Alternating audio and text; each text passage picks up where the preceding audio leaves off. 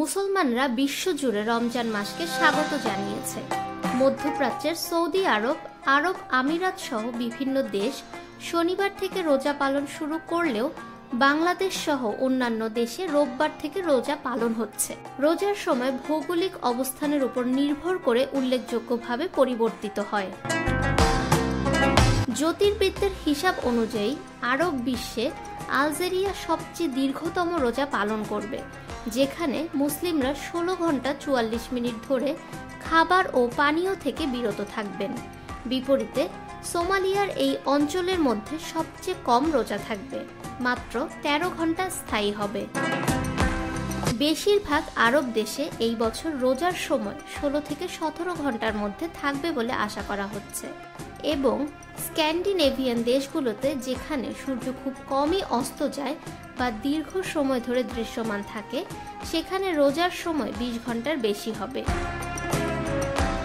আবার দীর্ঘ সময় রোজা রাখে যেসব দেশ, সেগুলো হলো সুইডেন, নরওয়ে এবং ফিনল্যান্ডের কিছু অঞ্চলে 20 ঘন্টা 30 মিনিট পর্যন্ত দীর্ঘতম রোজার সময়কাল দেখা যাবে। গ্রিনল্যান্ডের রাজধানী নুকে মধ্যরাতে সূর্য ঘটনার কারণে রোজা 20 ঘন্টা পর্যন্ত স্থায়ী হবে। আইসল্যান্ডে একই রকম পরিস্থিতি দেখা দেবে, যেখানে রোজার সময়কাল 19 ঘন্টা 59 মিনিট পর্যন্ত থাকবে। ফিনল্যান্ডে এই সময়কাল প্রায় 19 ঘন্টা 9 মিনিট হবে। নরওয়ে, সুইডেন, কানাডা এবং আলাস্কা জুড়ে একই ধরন অব্যাহত রয়েছে, যেখানে উচ্চ অক্ষাংশের কারণে দিনের আলো দীর্ঘায়িত হয়। ফলে এ দেশগুলোতে বিশ্বব্যাপী দীর্ঘতম রোজার সময়গুলোর মধ্যে একটি।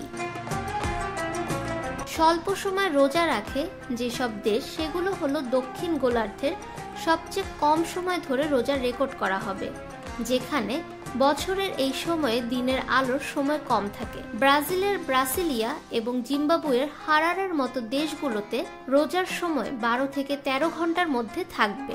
ফাহমিদা বিনতে আনোয়ার, নিরপেক্ষ নিউজ ডেস্ক, ঢাকা।